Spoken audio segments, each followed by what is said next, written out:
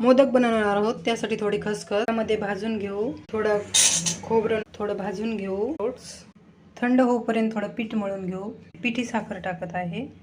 पिठामध्ये तेल आणि पाणी. पीठ मळून झाले. आता आपण काय करू, हे थंड झालेलं आहे, याला मिक्सर मध्ये फिरवून घेऊ. छोटं असं लाटून घ्यायचं. असं थोडं सार टाकून घेऊ. पूड तयार करायचे छान.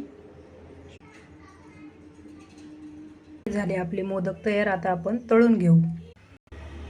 गरम झालेला आहे, आता आपण तळून घेऊ. आपले छान असे मोदक झाले आहेत. छान असे पूड फुटली तर मोदकला.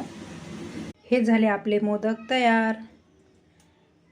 Angarki Chaturthi special modak. Like subscribe जरूर करा. Bye friends.